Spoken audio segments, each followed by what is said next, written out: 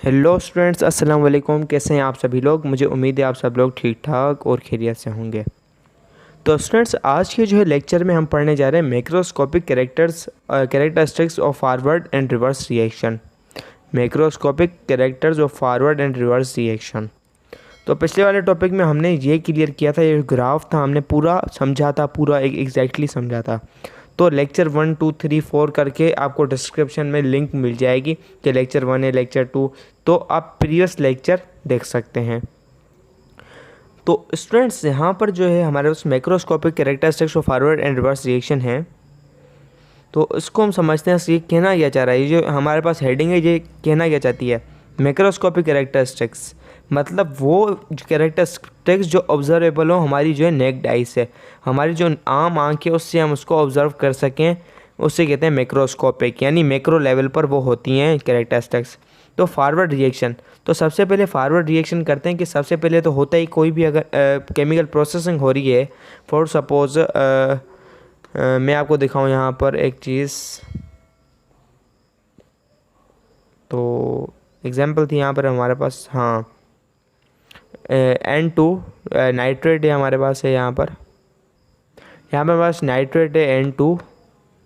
तो इसका जो रिएक्शन करवाया जा रहा है 3 क्या था H2 एंड हमें मिल रहे हैं 2 अमोनिया के मोल।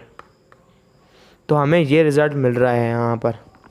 तो अब हम क्या करें ऐसा, अब हमारे पास क्या हो रहा है, फॉरवर्ड रिएक्शन हो रहा है। तो हमारे पास जो है रिएक्टेंट्स हैं ये दोनों, तो ये हाई क्वांटिटी में मौजूद हैं एंड ये तो इनका तो वजूद हुआ नहीं है अभी तक। तो जब ये दोनों रिएक्शन करेंगे तो इसकी जो वैल्यू है वो कम होती चली जाएगी और ये जो है बढ़ती जाएंगे आराम आराम से। तो reactants produce product, reactants to products, तो it is always right from left to right. तो ये लेफ़्ट टू राइट होता है, ये लेफ़्ट है, ये वाला साइड लेफ़्ट है एंड ये वाला साइड जो है राइट है। तो लेफ़्ट टू साइड जो है हमारे पास एरो ऐसे जा रहा है। तो ये जो है यहाँ पर ये बात की जा रही है। तो अब अगर हम दूसरी बात को लें तो reactants produce product, reactants products, reactants जो होते हैं प्रोडक्ट्स बनाते हैं, रिएक्टेंट्स प्रोडक्ट्स। तो रिएक्टेंट जो होते हैं प्रोडक्ट बनाते हैं फॉरवर्ड रिएक्शन में, बट वो पूरी तरह से प्रोडक्ट नहीं बनता। अगर वो जो है इक्विलिब्रियम पर आ जाता है तो वो फिर से जो है रिएक्टेंट बना देता है। Initially rate is fast but gradually slow down. तो शुरू में मैंने आपको क्या समझाया, इसकी जो कंसनट्रेशन होती है वो वो जो होती है क्या होती है, हाई होती है। मैंने आपको समझाया उसकी जो कंसनट्रेशन होती है वो होती है हाई। तो कलर में थोड़ा चेंज कर लूँ, तो इसकी जो कंसनट्रेशन है वो है हाई यहाँ पर।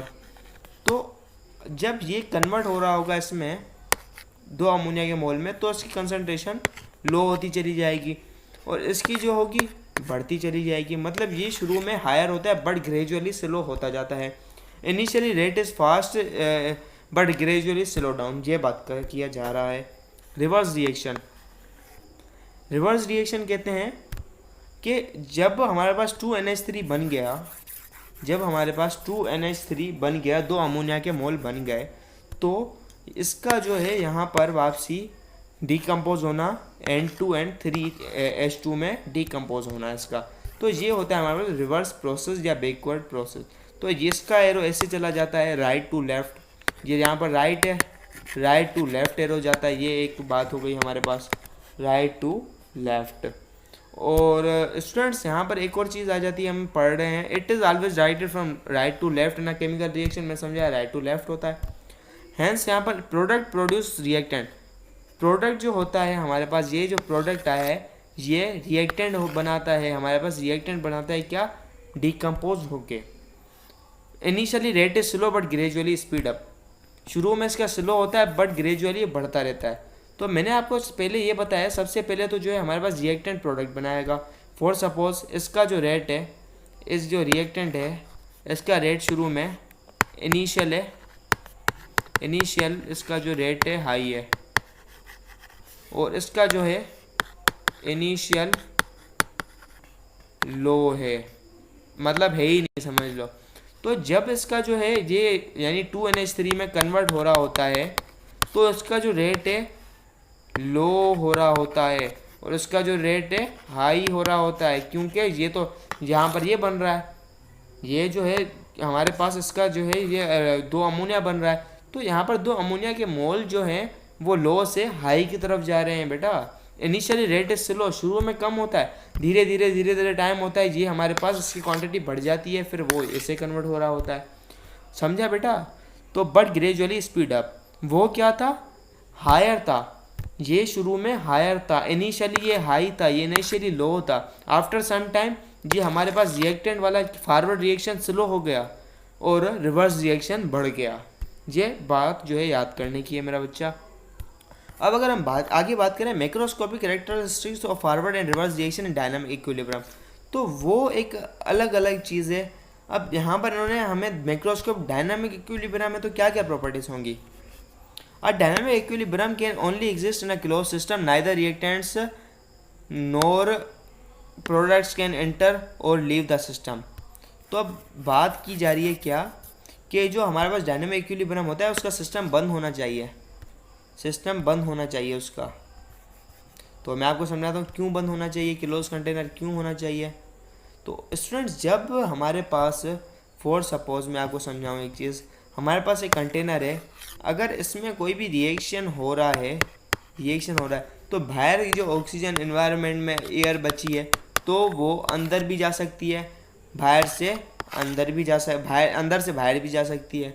तो अगर कंटेनर क्लोज्ड होगा यहाँ पर, ना तो कोई चीज़ जो है बाहर से अंदर जाएगी ना तो अंदर से बाहर जाएगी, मतलब रिएक्शन की जो क्वांटिटी होगी ना तो हेरा फेरी कुछ नहीं होगी। तो ये बात याद करने की है। At equilibrium the concentration of reactant and products remain constant. Concentration होती है ना, जहाँ पर इक्विलिब्रियम आ गया है हमारे पास, समझ लो हमारे पास, अगर तुमने पिछला लेक्चर पढ़ा है ना मेरा ग्राफ वाला, तो ग्राफ वाला एक लेक्चर था मेरा, तो वहाँ पे मैंने कंसंट्रेशन एंड टाइम ग्राफ समझाया था। उसमें बिल्कुल ये बात मैंने क्लियर कर ली थी कि कैसे जो है कंसंट्रेशन कांस्टेंट हो जाती है। कंसंट्रेशन शुरू में तो नीचे ऊपर होती रहती है, जब डायनामिक इक्विलिब्रियम आ जाता है,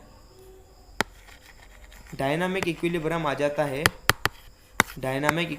जाता है तो कंसंट्रेशन कांस्टेंट हो जाती है, कांस्टेंट हो जाती है। क्या? कंसंट्रेशन कांस्टेंट हो जाती है।